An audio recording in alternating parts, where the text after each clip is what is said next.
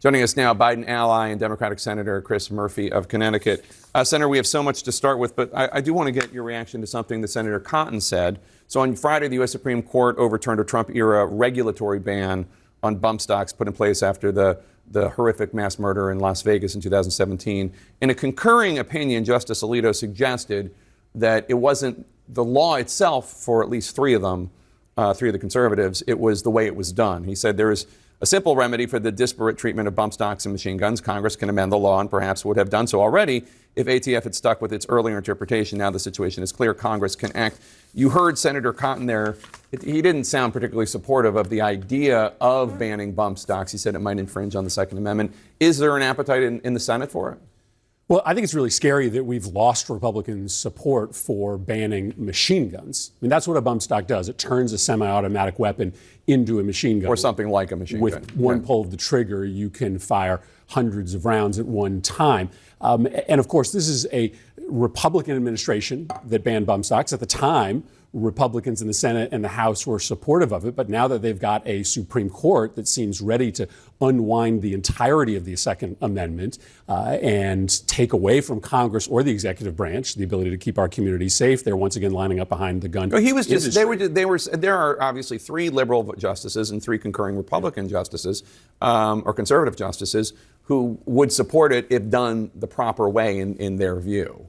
Well, listen, I would hope that Republicans who said back during the Las Vegas shooting that they want bump stocks regulated now in the wake of the Supreme Court decision would join us. If we pass a law, the Supreme Court says that they would honor that law. My bigger worry, Jake, is that this Supreme Court has been signaling in some of their decisions on guns that they are ready to fundamentally rewrite the Second Amendment and take away permanently the ability of Congress to do simple things like require people to go through a background check or move forward on taking dangerous weapons like AR-15s off of the streets. So I think this court is poised to make it very hard for Congress or state legislatures to be able to regulate guns and keep our communities and schools safe. Let's talk about the U.S. Supreme Court, because we're still waiting for two major January 6th related cases to be decided on presidential immunity and whether or not the obstruction of a proceeding charges were appropriate ones for the January 6th rioters.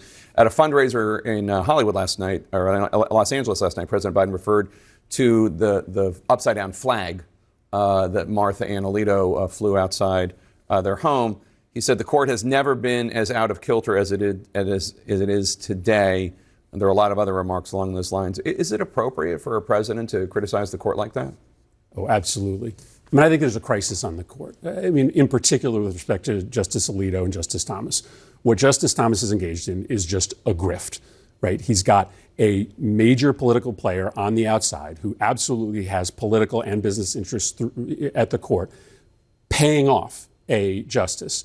Justice Alito is openly displaying affiliation with political causes in public. I think it would be irresponsible for the president not to talk about the fact that this court is becoming brazenly corrupt and brazenly political.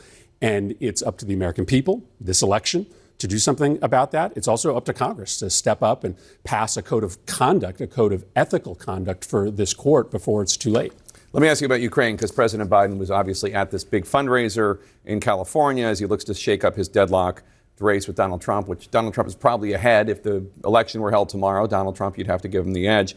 Vice President Harris, meanwhile, was attending a peace summit held by Ukrainian President Volodymyr Zelensky in Switzerland, doing that instead of Biden. Zelensky said Biden's absence would be met with, quote, applause from Putin. Should Biden have been there with Zelensky instead of with the Hollywood bigwigs?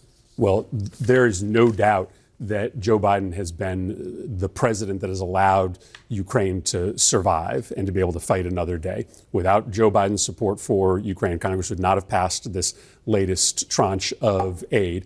And it's just a reality that President Biden has to do two things at once. He has to campaign for re-election. The fact of the matter is there are going to be a handful of massively funded billionaires on the Republican side that are going to put lots of money into this campaign. Joe Biden has to raise money to counter that. This peace summit, though, was extraordinary in the fact that the entire Western world came together around a simple premise that Ukraine should be sovereign, free, and independent. And Donald Trump, at that very moment, was attacking the ability of Ukraine to fight for itself and signaling that if you elect Donald Trump president, he is likely going to hand Ukraine to Putin, which will upend the entire post-World War II order and potentially get the United States in direct conflicts with countries like Russia and China. An incredibly dangerous moment, a clear contrast between Joe Biden, who's going to stand up for the free world, and Donald Trump, who's going to hand the free world over to autocrats and dictators. So you noted that Biden has to campaign in addition to being leader of the free world. Let's talk about the campaign, because Trump was in battleground Michigan last night making a pitch to African-American voters. Polls show Biden trailing Trump in key battleground states and polling well behind your Senate colleagues who are running for re-election. Look at this New York Times poll from last month. Wisconsin Senator Tammy Baldwin is up 9 points in Wisconsin. Biden's only up 2 points. Pennsylvania Senator Bob Casey up 5 in PA. Biden's down 3. Arizona Congressman Ruben Gallego, running for Senate in Arizona, up 4. Biden down 7. Nevada Senator Jackie Rosen up 2 in Nevada. Biden's down 12. How can you look at these statistics, these numbers, and not conclude that Joe Biden is a drag on the ticket? Oh, that's not going to be the case. But look at the numbers. Well, that's one poll. I mean, you're happy for your colleagues, I'm sure, but Biden is underpolling all of them. Well, that's one poll. I can also show you 60 other polls that show that Joe Biden is in the lead. There are plenty of polls in swing states that show that Joe Biden has a small lead. This is going to be a close race. There's no doubt about it. But what we have consistently seen is that Democrats are outperforming polls because we're seeing a surge of turnout, especially young people who are freaked out that Republicans, led by Donald Trump, are going to take away their right to reproductive health care, are going to destroy our democracy. I think this is going to be a close race, but I have no doubt that Joe Biden is going to win, and he's going to lead Senate Democrats to hold the majority. Before we go, I do want to note that it was high school graduation week in Newtown, Connecticut. Typically a joyous occasion, but this year was obviously overshadowed by the absence of 20 students who should have been graduating had they not been murdered in the Sandy Hook Elementary School shooting 12 years ago. I can't believe it was 12 years ago. Yeah.